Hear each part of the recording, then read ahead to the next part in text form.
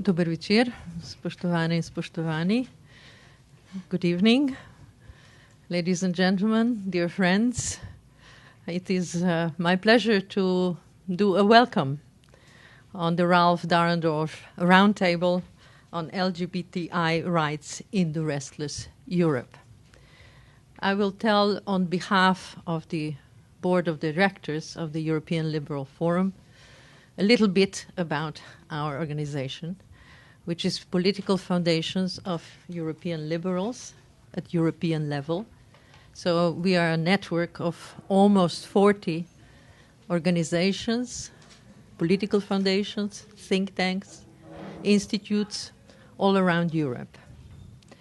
We are a platform which serves for organizing events like this one, for publications and for different projects concerning European public policy issues.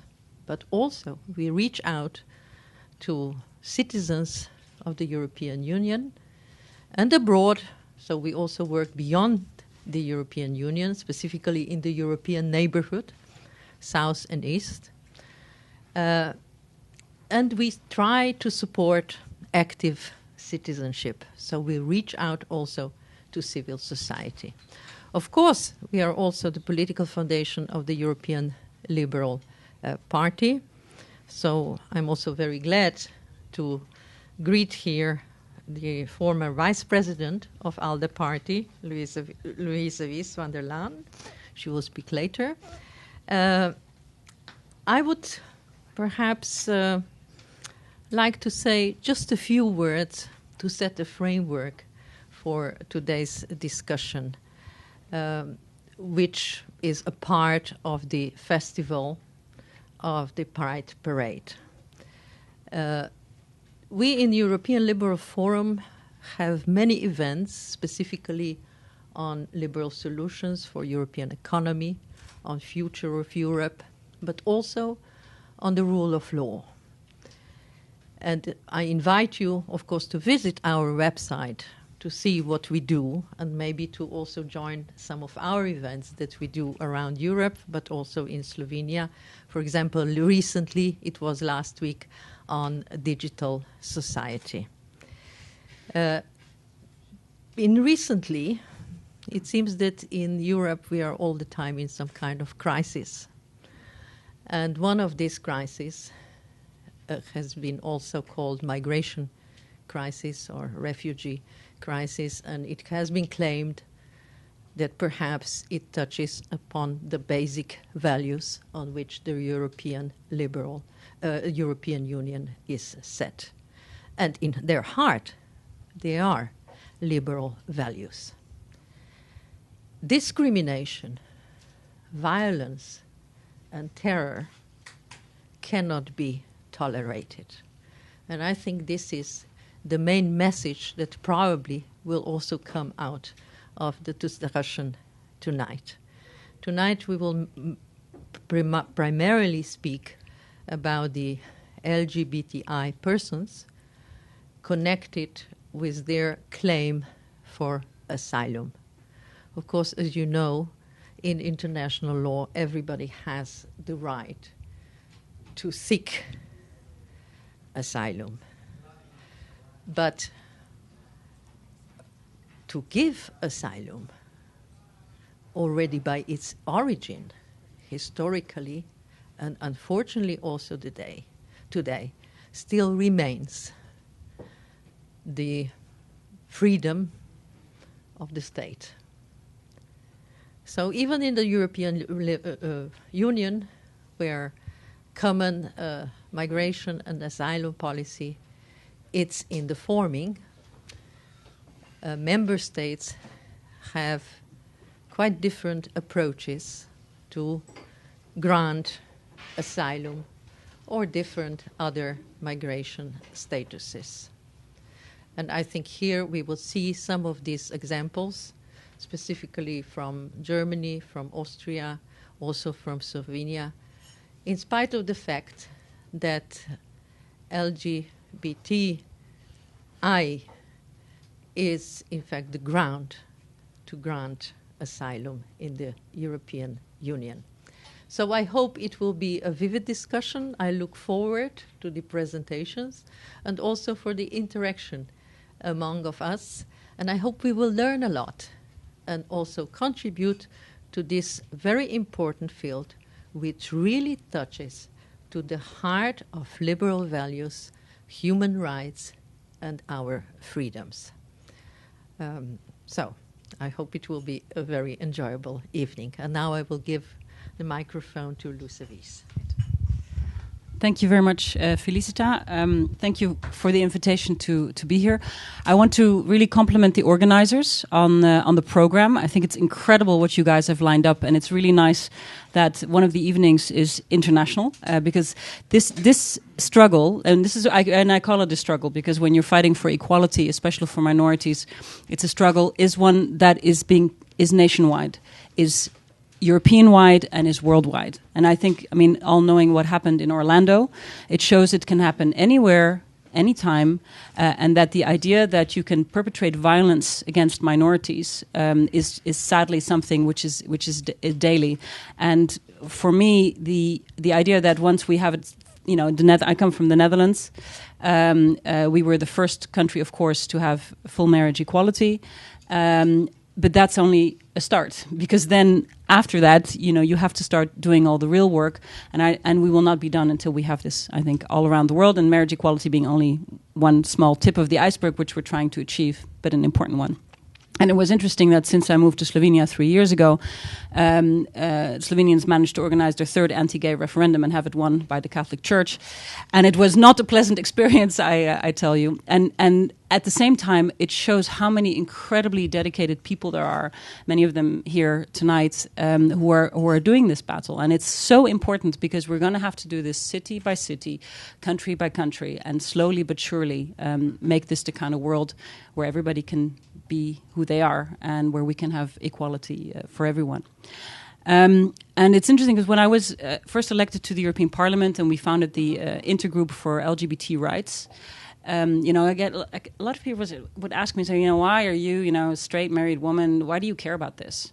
And I said, well, first of all, it shouldn't only be blacks who fight against apartheid, Jews who fight against anti-Semitism, women fighting for women's rights, and therefore, everybody. This is something that affects everybody. And so this is the essence, I think, of what it is to have shared human rights goals, is that it matters when anyone is discriminated, and that's why we have to fight for everyone. But for me, the litmus test of a civilized country is how we deal with minorities. And very often, the most vulnerable minorities are the sexual minorities, because sexuality touches on the essence of power structures in society, on the patriarchy, on sexism, on the how the whole society fabricates. It touches religion. It touches something as personal as your personal sexuality. It is a huge taboo in most countries, and therefore it is, I think, one of the most vulnerable minorities there are. And how we deal with vulnerable minorities is, to me, the ultimate test of how civilized you are as a country. And it always surprises me that there are still so many politicians, so my background is from politics, I'm a lawyer, who don't get it. And so I've introduced a very simple litmus test. I said, when anybody says something about gays and you're wondering if it's acceptable and you want to do a little test, replace the word gay with the word Jew. And then see if you can still say it. Civil servant, I refuse to marry 2 Jews. Would that be? It would never be acceptable. A person would be fired within the blink of an eye. In the Netherlands, we managed to exempt them for years because they had conscientious objection. Even when the law said, everyone is equal before the law and a marriage is between 2 people. So these kind of things, they perpetuate, and it's something you need to keep repeating and you need to keep explaining. And sadly, there are, I think, still not enough people who grab the essence of it. Now, just to place it in the context of this evening, it's about this restless world. I think the people who have here tonight are doing some amazing work, sometimes against the stream, because what we see coming together in the current crisis, we have an economic crisis. People are terrified of losing their job, losing their pensions, of their children not being off better than they are. There's a security crisis. People are terrified of terrorist attacks, of not being safe in basic things like taking the metro. I lived in Brussels for 10 years. I took that metro a lot of times. This is really two hugely scary things going on. And then you have these immigrants coming in. And isn't it easy to blame them? Isn't it easy to then say, oh, if only we would close our borders, then we could stop all this scary stuff from coming in. And the rise of populism and the political parties that are really trying to score points with this is terrifying. And, and people ask me, say, well, do you guys have someone like Geert Wilders or Marine Le Pen in Slovenia? I said, no, but there's barely any foreigners here. So and they're also very busy kind of picking on one another politically. But this means that you have an interesting homogeneous society in which you can actually start to say, well, how are we going to do this? When we take in these refugees, how are we going to integrate them? What kind of litmus test? What does it mean to be a good Slovenian? What does it mean to be integrated? And in the Netherlands, we now try, when people have their asylum application has been accepted and they have to integrate into Dutch society, part of the test is, in the Netherlands, a man can marry a man. In the Netherlands, a woman can love a woman. This is part of our society. And if you don't tick the right boxes on your test, then you fail your integration exam. So this is an essential part of, to us, what it means to be Dutch. That doesn't mean that everyone in the Netherlands agrees with this, but once you try to come in, it's obviously harder than if you're in. We have very conservative Protestant fundamentalist parties who also think that the Netherlands should be a theocracy based on the Bible, in which homosexuals are put to death. So sadly we have that as well. So it's not we're not there by a long shot, but the essence that you have to. That people are worried what will happen to our culture and the rights we have when you have people coming in from a different cultural background, I think is a justified fear. But we mustn't let that fear change into, well, let's do us versus them, because that's precisely what we're trying to fight. And so the key thing is that, when you have Syrian refugees coming in, there will be a significant amount who are leaving Syria precisely because it's a suffocating, unfree regime, and they want to go to a country in which their gay son can actually have a future, in which they will not be listened to by the Secret Service and all that. So they share the same values. And the scary thing about the populist politicians is, of course, that they're saying, but all the Muslims are wrong. All of them are extremists, and all of them will threaten your way of life, and you should be really scared and you should vote for me. That is the essence of the populist Islamophobic political movement, and so I think our challenge, what I see is kind of our, I'm kind of assuming everyone here is progressive human rights activist. I think is how do we respect the fear that people have, economic fears, security fears, and a lot of people have never met Muslims before, don't know what these things mean, etc., are easy to mobilize in a culture of fear. How do we deal with that on the one hand, and on the other hand say, we are going to fight for and preserve our values, the essential rights to be treated equally, and how are we going to make sure that we keep a diverse, integrated society? And that's really the challenge that there is. And so it's wonderful that we're going to listen to these examples tonight. We have some wonderful people who are trying to make, because in the end you have to make this work on the ground, in your neighborhoods, and then the politicians have to make the laws, but everyone has to work together. And I think the way I see these things, because I've been at it for 20 years, and sometimes you get really, really frustrated. And on a day like when the massacre in Orlando happened, you said, really? Here we are, here we go again. It's like you're trying to get a ship into a harbor.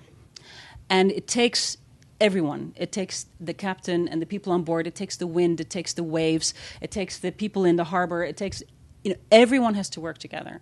And sometimes when you get frustrated, you think, okay, I'm maybe just one of the waves, but at least let's hope the ship is going the right. And sometimes the ship will be pushed back.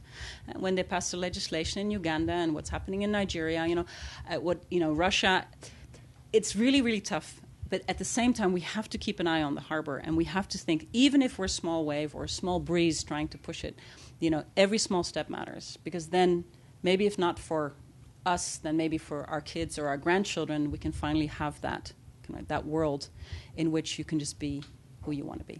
So thank you for being the waves and for being, part of the ship and part of the movement. And it's really a pleasure to be here. And thanks you for letting me say a couple of words. And I'm going to hand over to Simona.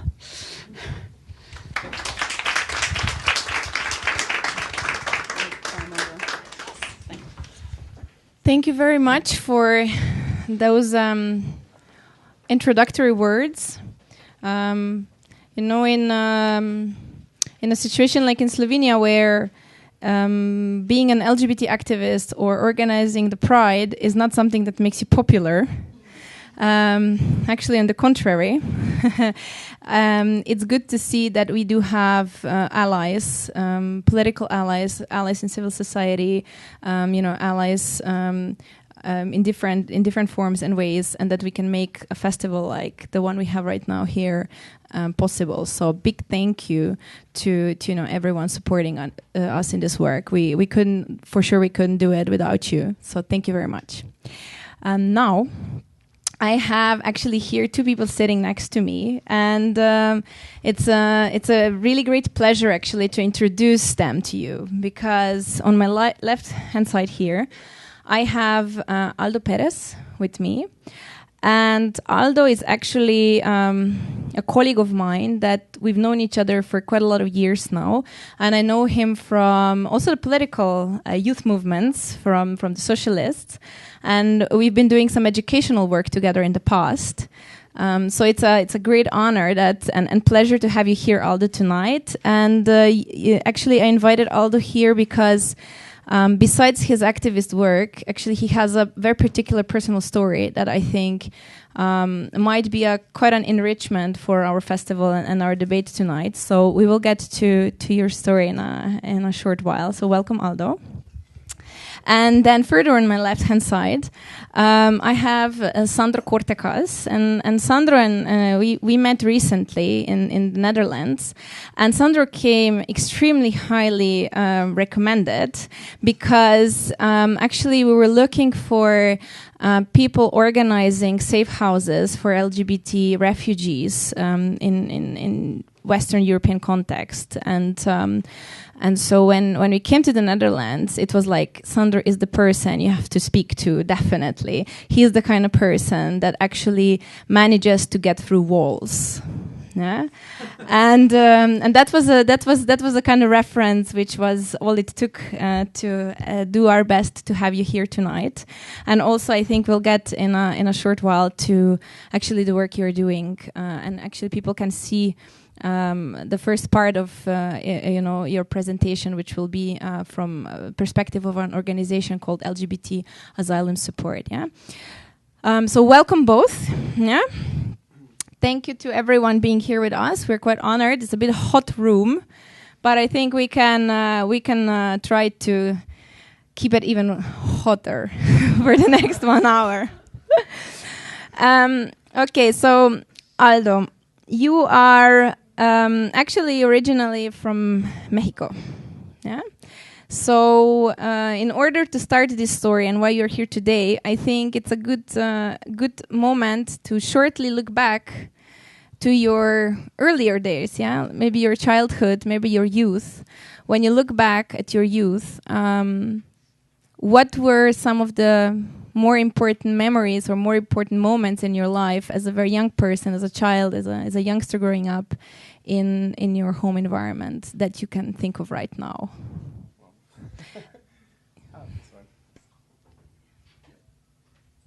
That's really not an easy question. It's been still some years. I don't know. I think, yes.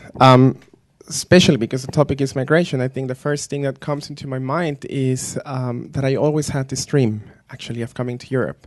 And my mom tells me this story when I was, 4 or 5 years old.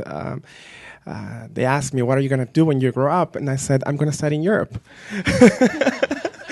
So I'm not trying to make an example of follow your dreams and stuff, but but it did work. So I think that's one of the main things that I remember, especially in this context.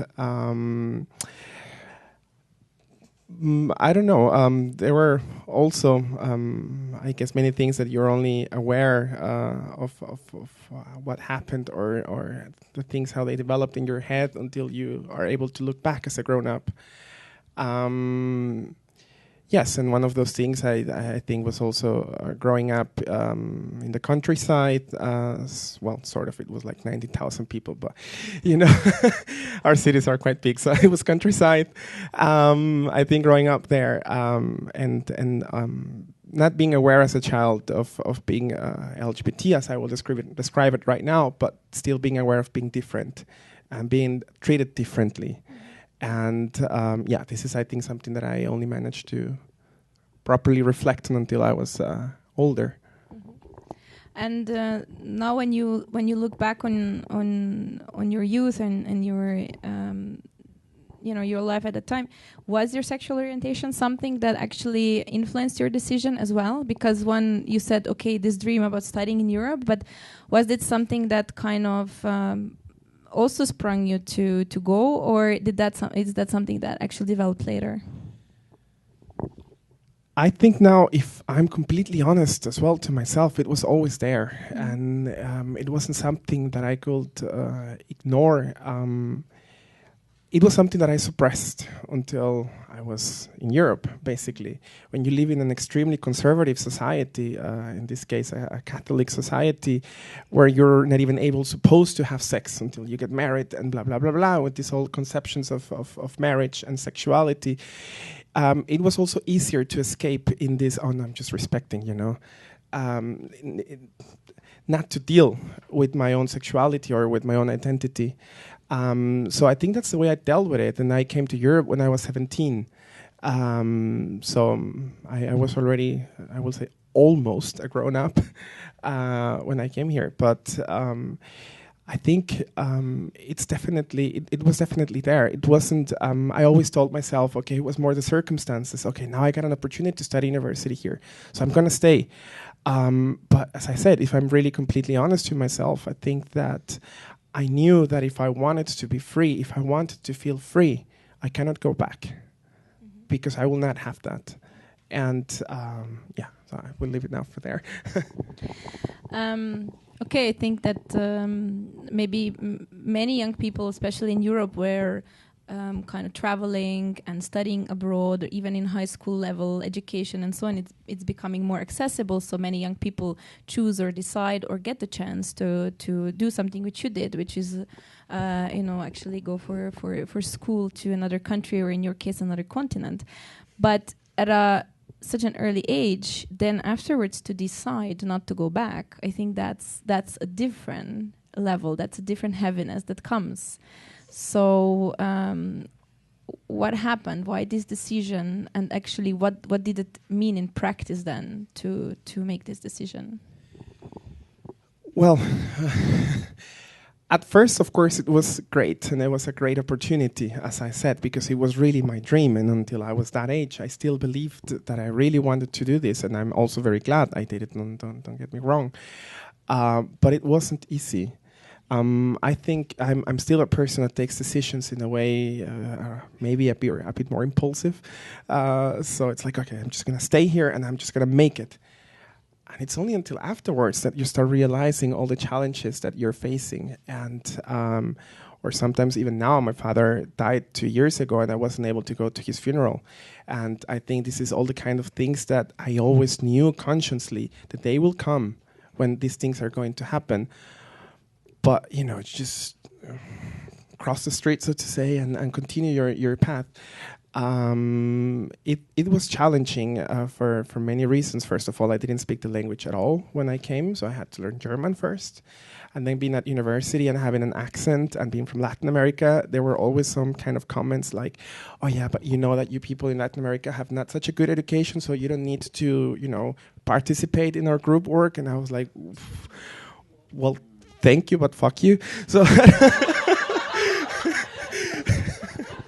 sorry, the language.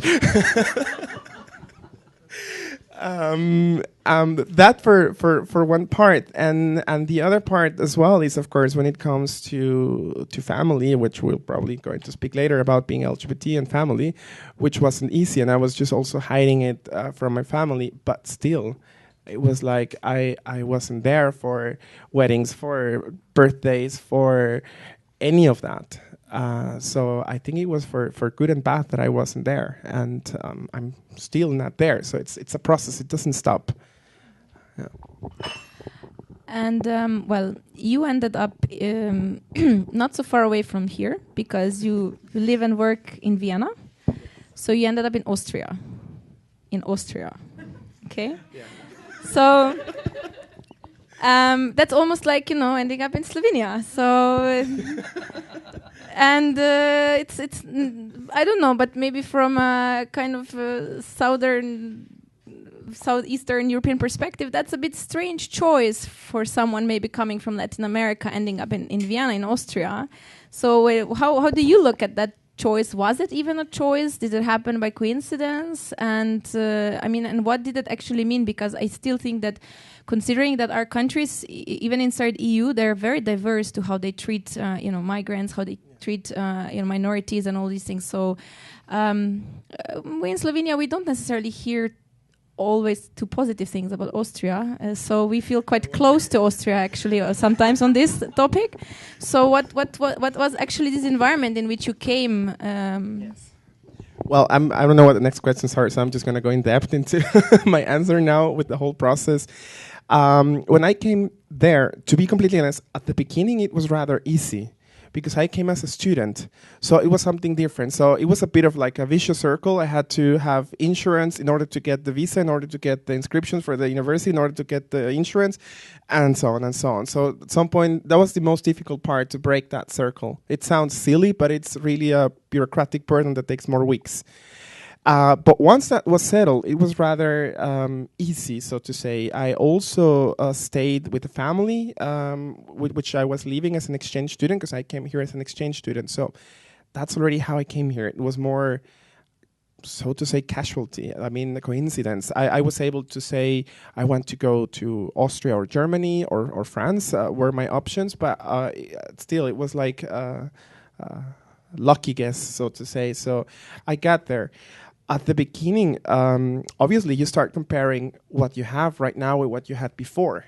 And as I said, Mexico, it's a very conservative, oppressing society in so many ways that for me, it was just incredibly liberating in so many ways. The fact that I could actually even look for sexual partners without feeling terrified. Well, I did feel terrified, but I still thought it was important for me to do it. So, but still, it wasn't something that I would have gathered the courage to do it back home.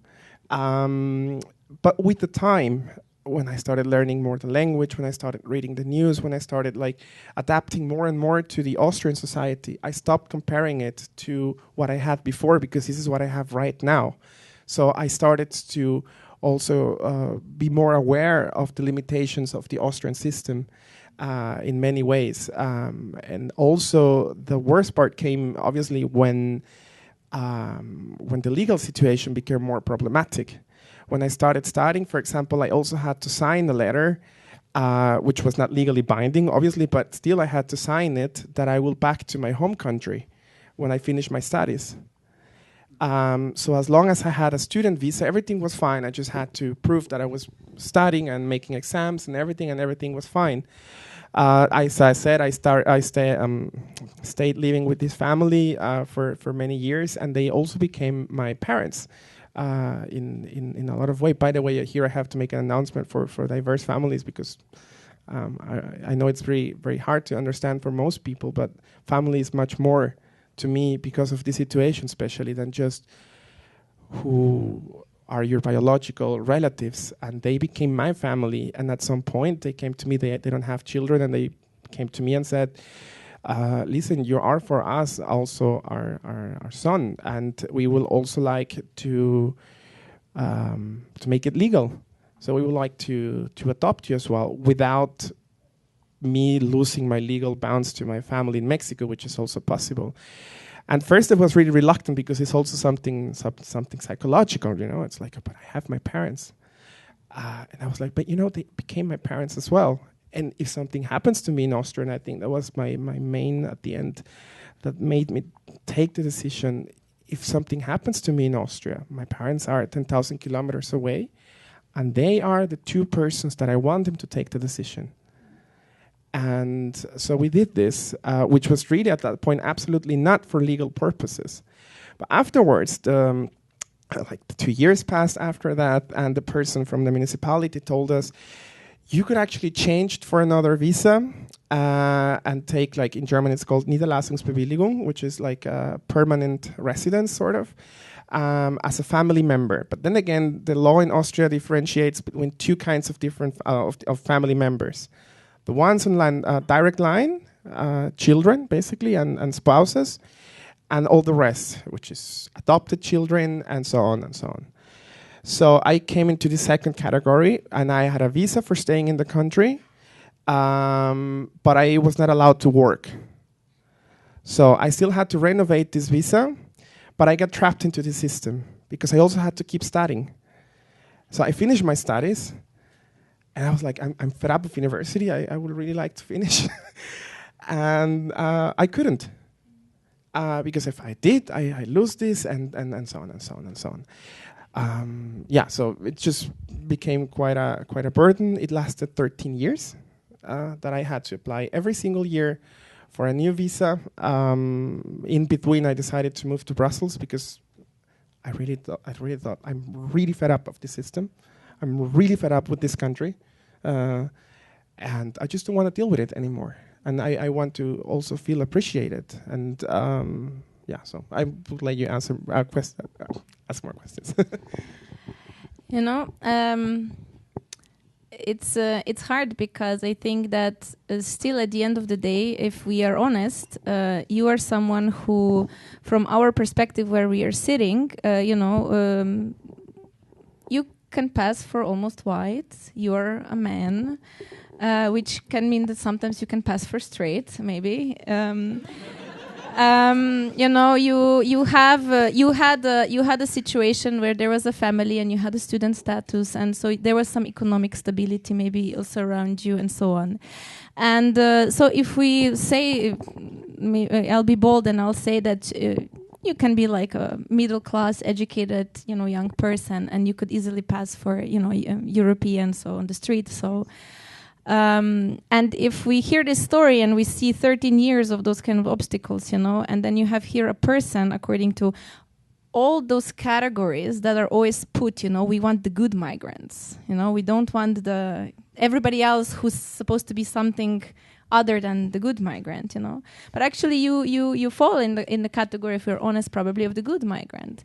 And still, and still all of these barriers and all of this process. So what about the others? I mean, because the question now becomes, if this is what a civilized, democratic, Western country does with the good migrant, what do we do with everybody else? And I think this is something that we are also trying to address here tonight. Because I think it puts a perspective on the severity of the situation which we're talking about. Because, I don't know, from your perspective, when you think about LGBTI migrants that are coming to Europe from those kind of much more oppressive even backgrounds than Mexico, where still, it's probably not the worst place in the world to be a gay person because, at least there's no death penalty on you, like in Malawi or in some other country, So, being cynical right now, but that's also reality. Or ISIS is not throwing you off, 30 meters building. So when then we look at what we have now in Europe, and we have, a lot of refugees coming, a lot of asylum seekers in Europe and in front of the doors of Europe, and many of them are actually LGBTI people. That are seeking refuge here for not only because there's conflict back home in their country, but actually because just for being who they are, doesn't matter conflict or not, they are extremely endangered, or actually it will be quite certain that they will be killed.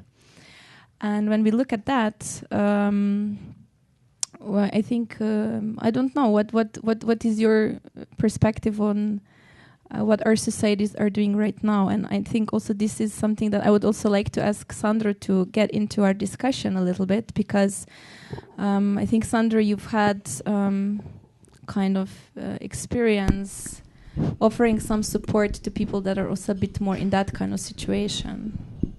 Yes, good evening. We're dealing with a lot of refugees in the Netherlands, and part of this is the LGBT community. And I think we like to have them all. We're not trying to get them back, but I still see that there are a lot of problems with them, and problems also in which still our government is doubting of some people who apply on basis of homosexuality if they are truly gay, and that's something which bothers me a lot. We have, in the last 2 weeks, we have got 2 cases in which the judge is still asking about more clues from LGBT refugees that they make clear that they are really gay. And I don't know how to do this. Because by European law it's even not allowed to ask this, but still it's happening, and on this reason sometimes people also get rejected. That's really difficult at this moment. For example, we're now being busy as a small organization to help a refugee from Iran. He came to the Netherlands. He was threatened by his parents, and his father even went to police to tell to the police that he is a gay person, which means that he can't go back. And I read his whole interview, and in this interview it's very clear that he was a silent person, was not trying to come out for his sexuality in Iran, which is, of course, it's very, for a lot of LGBT people in Iran, they can't do this. So the IND is just questioning him about facts he just doesn't know. It's the first time that someone is speaking out of his sexuality during an interview.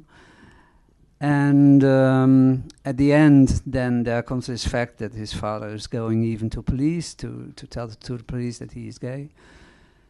And 2 years later, IND is the organization in the Netherlands who is in charge for refugees, getting them in or out.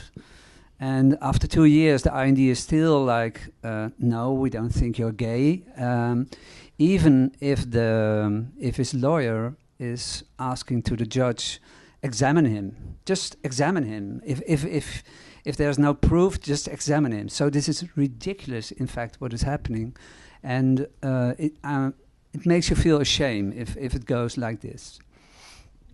There's a little bit an answer on this question. When preparing this discussion, I was also in contact with Schwulenberatung Berlin. They're the German or Berlin-based organization with, let's say, 3-year program now. They're 1 year into the program of having kind of a shelter or a safe house in Berlin for LGBT refugees and asylum seekers. And actually, it's social workers that offer then support and counseling and for the refugees. And we wanted to have them here today, but they excused themselves because they said, we get about 100 emails every day of invitations to go to conferences, and we're social workers, and actually we have to work with the people, and we don't practically sleep and eat anymore. But when I was discussing more with them, because from our perspective and the research a little bit I was doing and talking with Sandro, we were kind of both on the line. Okay, so this organization in Berlin and having, this house, they house about 100 refugees, LGBT refugees in the safe house, and it's probably the best case example we have right now in Europe, because the background of that story is that, of course, LGBT refugees now in this wave coming in of refugees being put together in shelters with a lot of different people from the different regions, from the different countries and so on. They face a lot of additional violence because of their sexual orientations. So the argument there is that they need special protection. Yeah? And when I was speaking with on the phone with social workers from Berlin, they were saying, yeah, but actually, no, we're not a good case example at all. We are funded by private foundation. It's not officially, we work with the municipality, and now we try, but actually we have to lobby for it. We are 1 year into the project. We don't know what's going to happen after the next 2 years. We are completely overworked. We have different laws on the Länder, on the level of the in the regional division in Germany.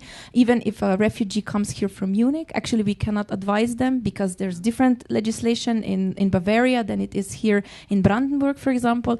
And so actually, we had a bit of a discussion, and so our best example in a way was And in the Netherlands, you are trying to actually, or you managed to build up first, and probably I think the only one until now, also a safe house. You house about 10 refugees. Maybe you can say something about how it started and where you are and what does it actually mean.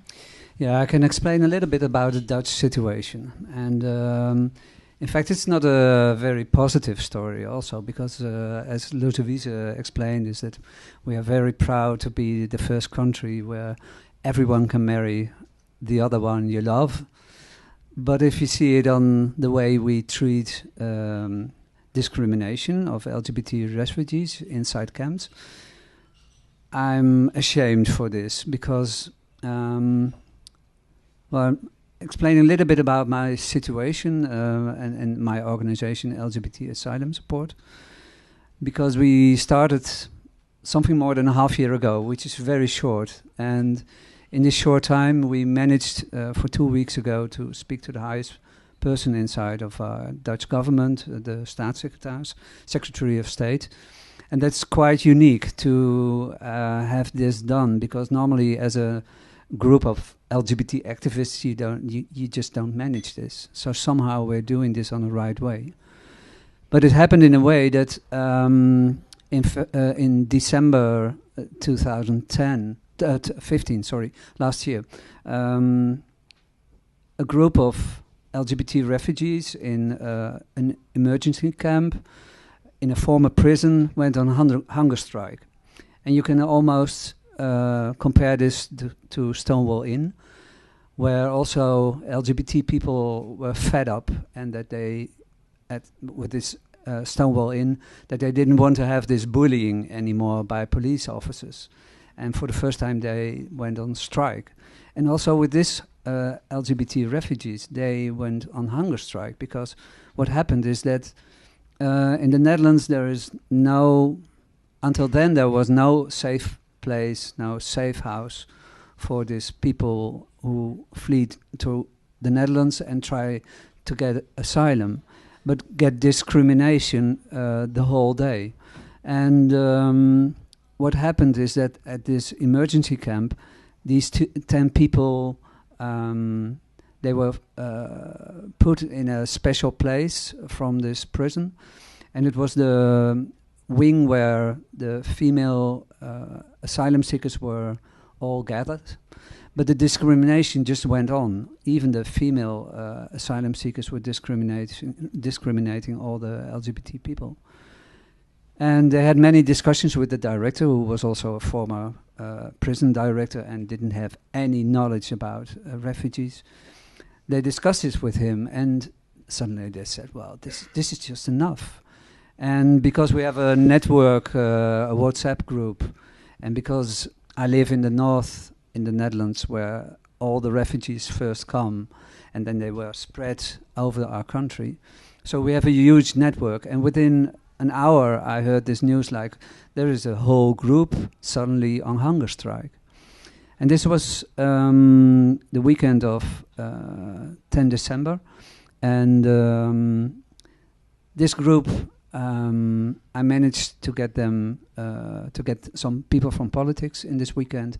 They went on the strike.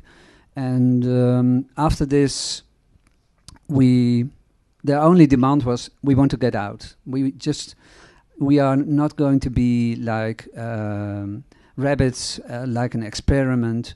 We only want to have our asylum. And the only place we could find after a month, and that was a little bit embarrassing also that it took so many time. But after a month, we found a place at Humanitas. That's a big organization in the Netherlands who are in charge for a lot of volunteer work on social, with the social background.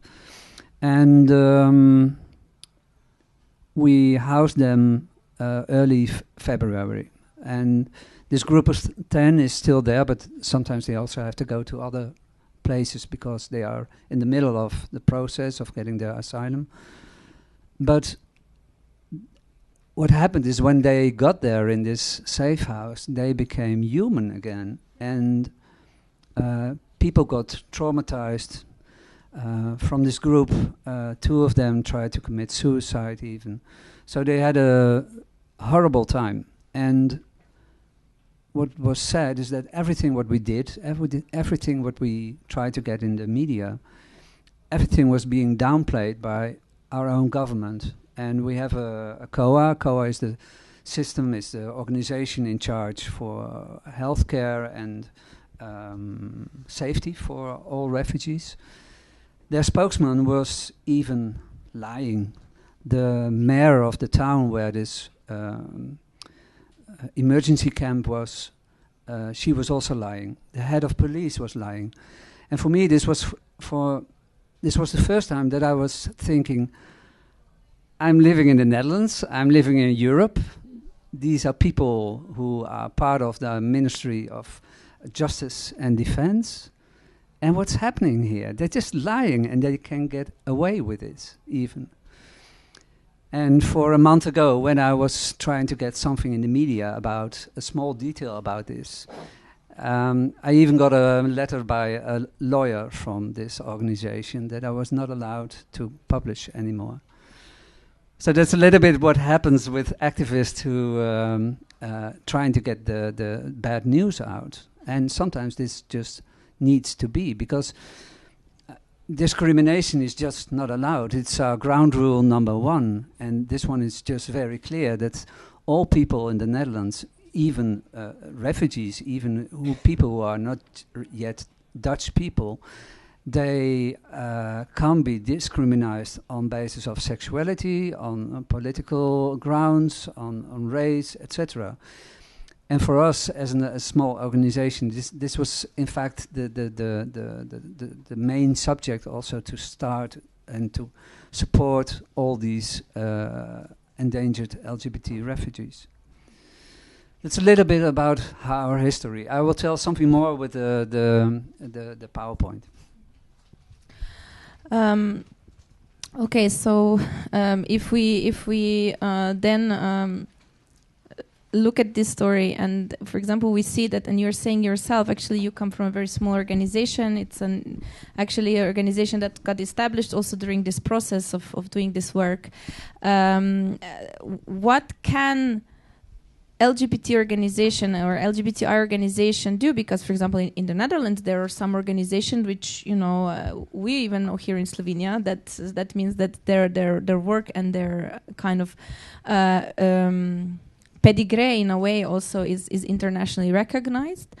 And then we have a small and a fairly vulnerable, in a way, organization dealing with this very difficult topic and a very difficult process. Here in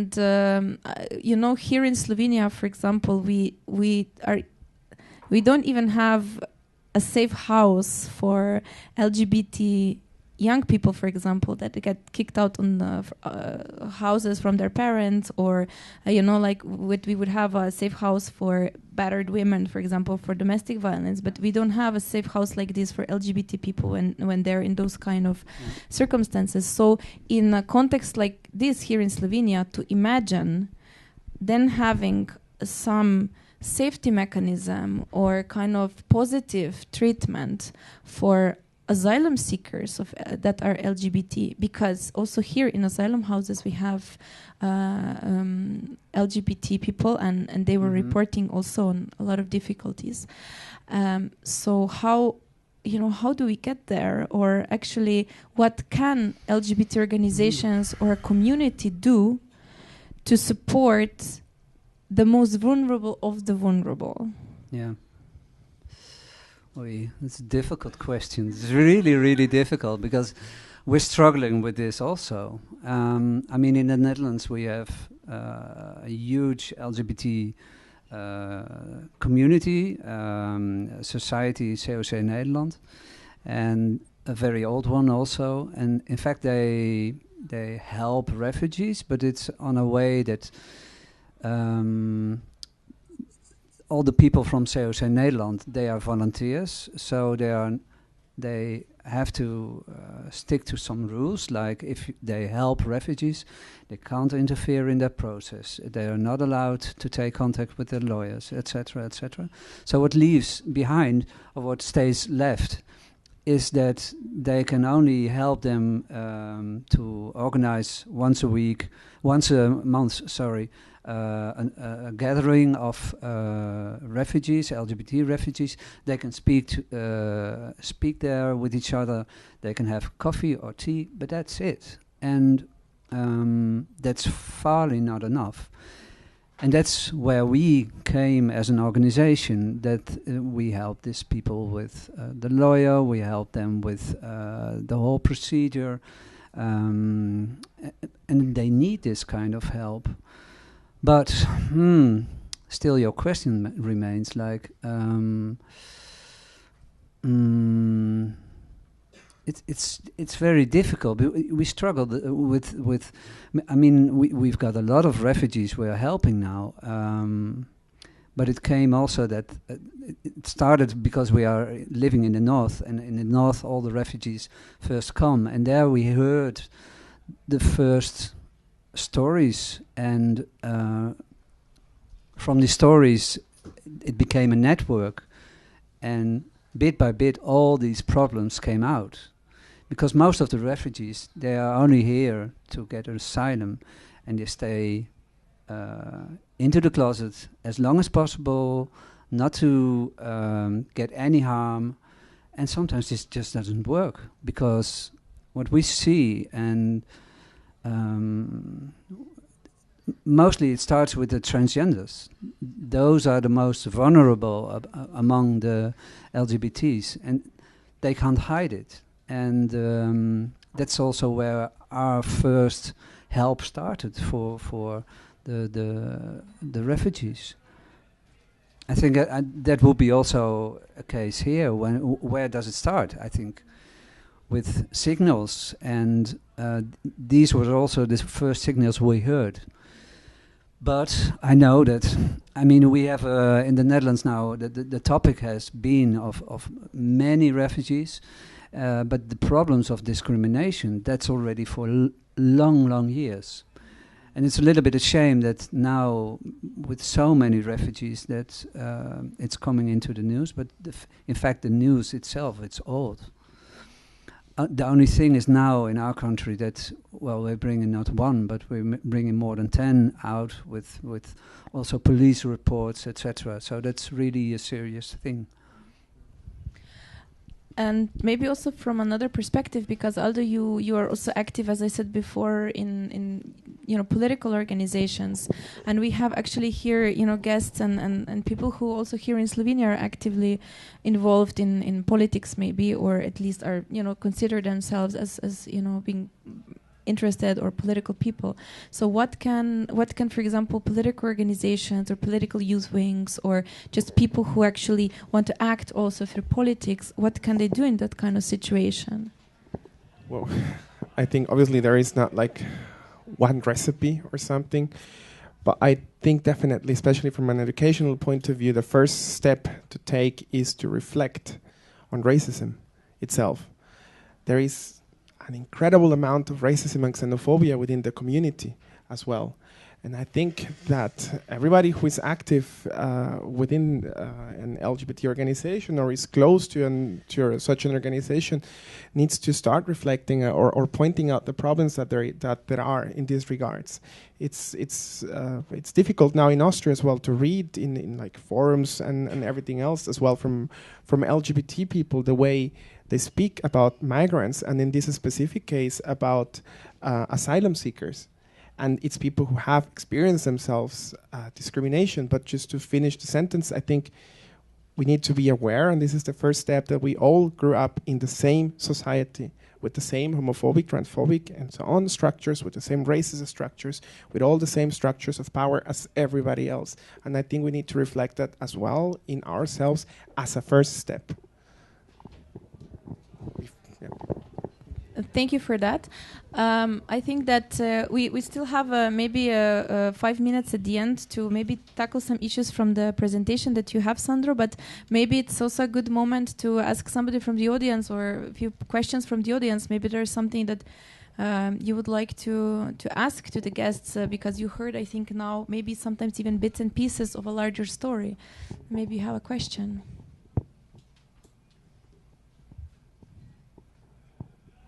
Comment? Thank you. My name is Margaret. I am from Poland, and I really feel very sorry for the government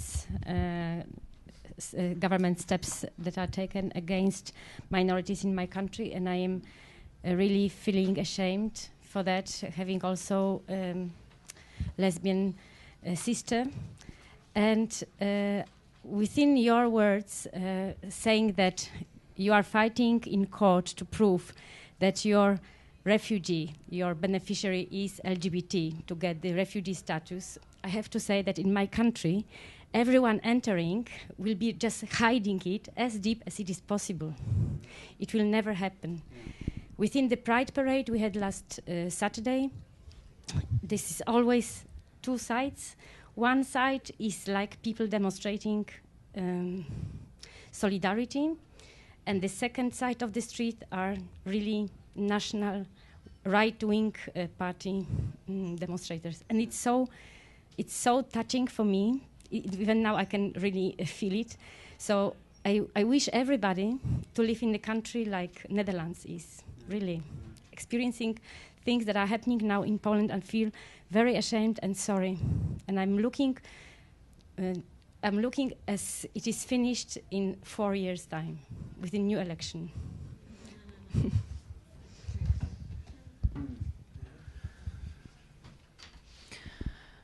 More questions or comments? Mm-hmm. No, we can deal with this. There's cables and a bit of light in my eye.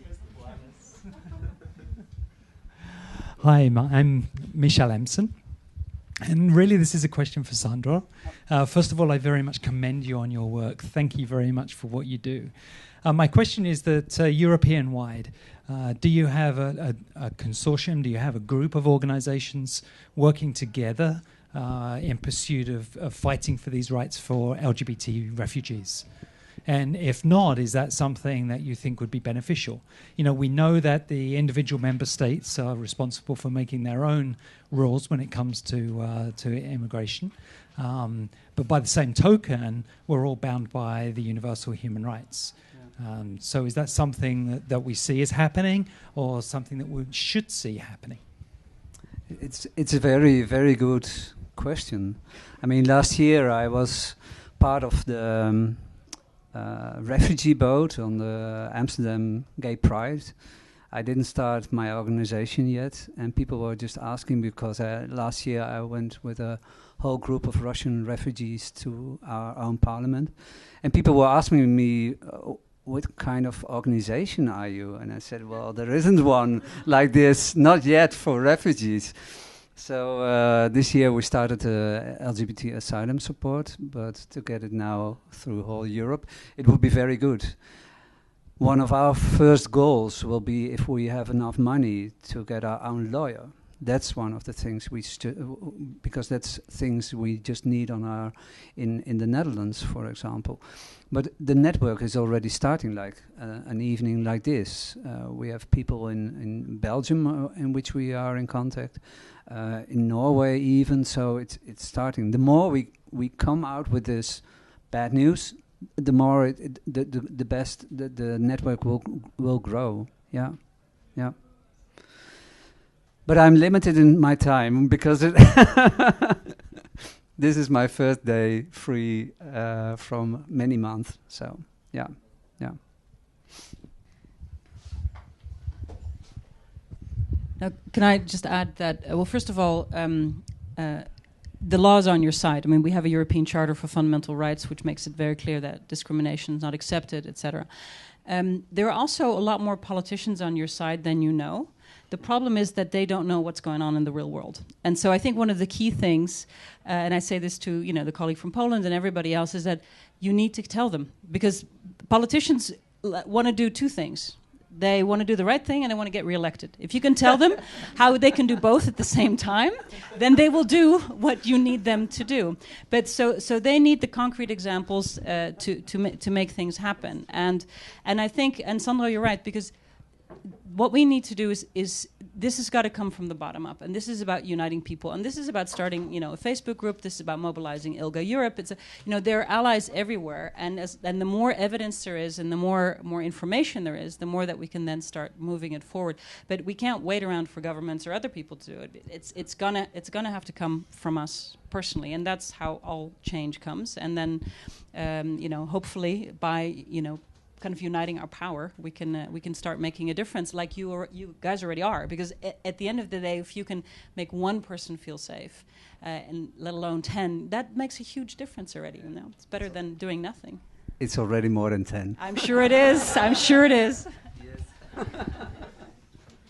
Yeah, maybe you can help me by coming a bit to the front. My name is Caroline. I currently work in Brussels, and so my question is more from a European perspective. We talk a lot about safe countries of origin, and I really had to think about this listening to your story. So if we're not even able to take care of the people who've already arrived, what do we do about the people that can't even come because they don't get a proper asylum procedure because they come from allegedly safe countries? Is this something that you're discussing in this context when you meet with politicians? Is this an issue that comes up for both of you, I guess, in your work?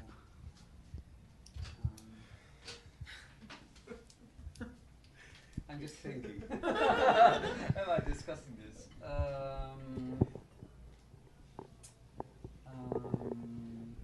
Well, I think... what we are discussing with politicians is, for example, last year, it's also a little bit a start of how my organization started. It was with the Russian refugees in my country. In 2013, in the Netherlands, we had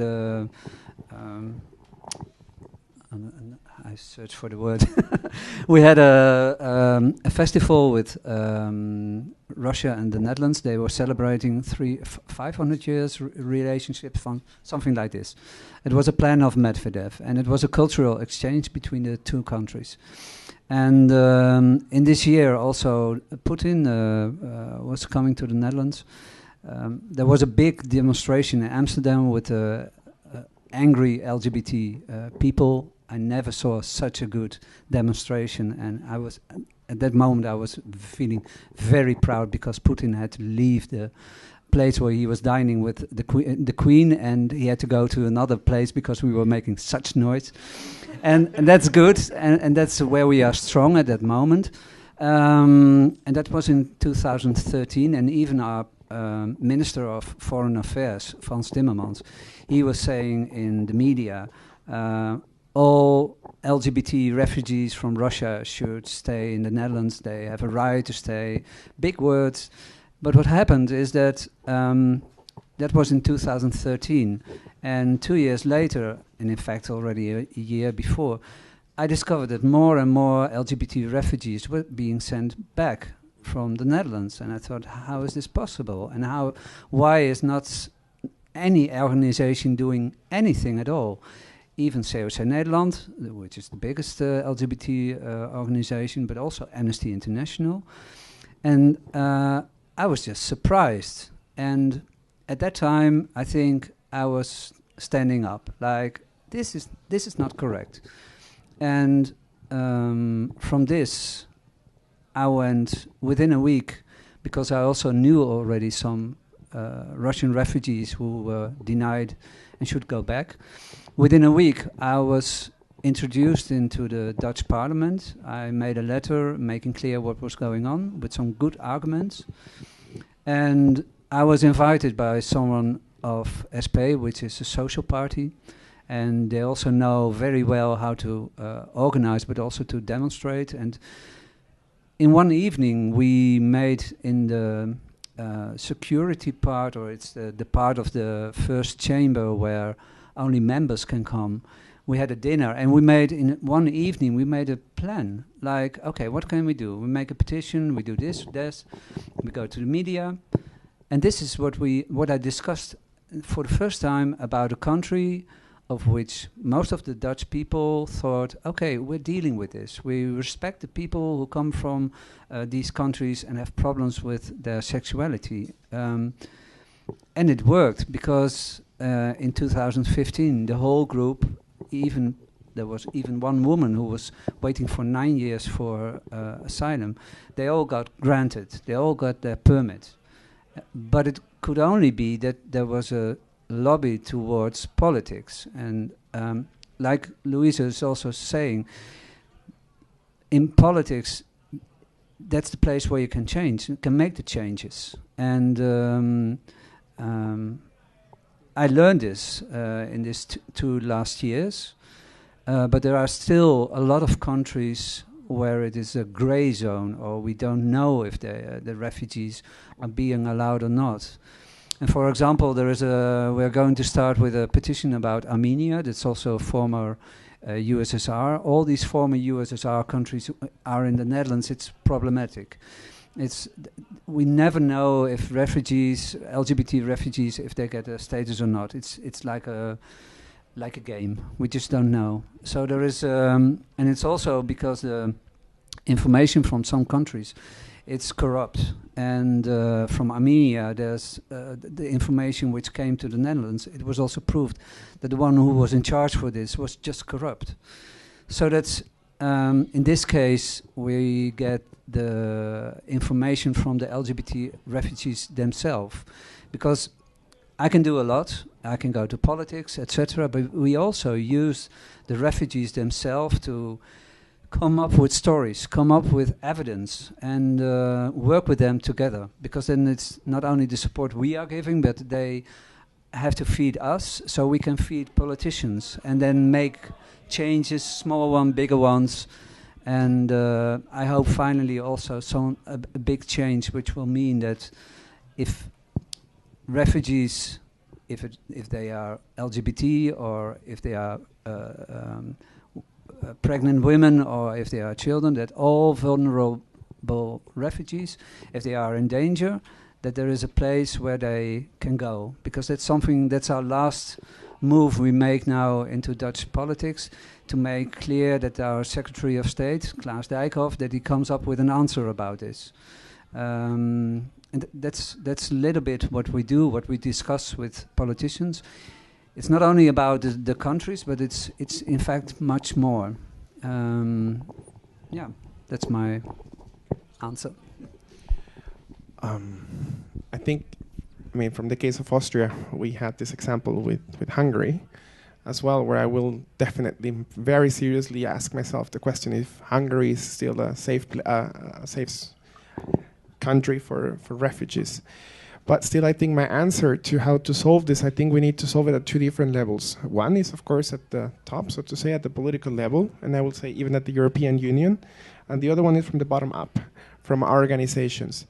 It is true we do have the European legislation on these issues. We also have the European right to family, for example, but we still leave the member states the right to decide how they define family. I think we need to change that, and how we do that is, I think we need to keep fighting, as you have done as well in Slovenia, and I think as we still need to do in Austria and in many other countries, for a full equality rights in the law. We have a registered partnership, but it's not a marriage. And so we are still not equal citizens in the law. And whatever the legislation needs, we need to be treated equally. And this needs to be in more and more and more and more of the member states. And I think once we have reached a level where there is sort of like a common sense, on a common understanding on what family is at the European level, it would also be being brought. That's my approach, I think, to some other countries, as you were saying, for example, in Poland, because I have to be honest, I'm quite pessimistic that it will come in Hungary or in Poland, that it will come from within, as the political situation is happening right now. From the bottom up, what we need to do is we need to press our governments, and I think we need to be louder than we are right now, that Hungary, that might be, just to put an example, might be from a legal perspective a safe country, but it is not. I was there on summer for a week holidays, and I went earlier home because in my hotel there was a huge, incredibly muscled neo-Nazi with a huge swastika in his back, and nobody was doing anything about it. This is not a safe space for a lot of people. So I think this is the two areas where we need to and just to finish, it's more like a pessimistic line, but I'm not even sure if Austria is right now as well an incredibly safe country for refugees, when just 2 weeks ago we had the first refugee shelter being burned down. So.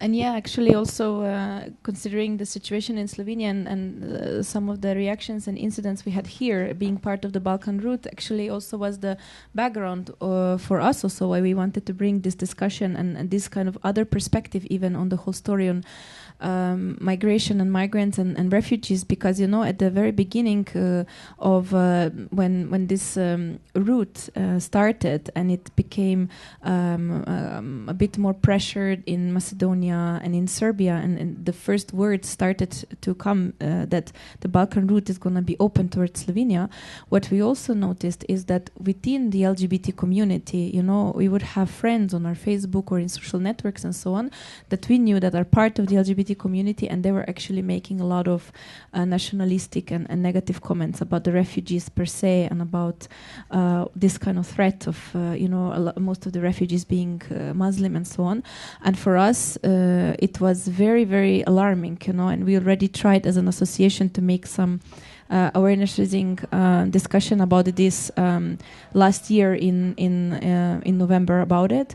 So we are also aware that, you know, very often we don't necessarily make these bridges between minorities or between marginalized groups as well. That very often, as you were saying before, Aldo, as we are part of those kind of same racist or same kind of homophobic structures, that is sometimes it's difficult to actually live the solidarity we preach sometimes as a community or as organizations. So I think at this point, I would like to thank you both, because I think this room has gotten as hot as possible. And there is a little refreshment outside waiting for us. And I would like to encourage everyone to maybe take the chance also in the break and you know, just continue discussing. Aldo and Sandro are staying here for the second part of the evening as well. And please, so let us all say big thank you, to you, to this discussion.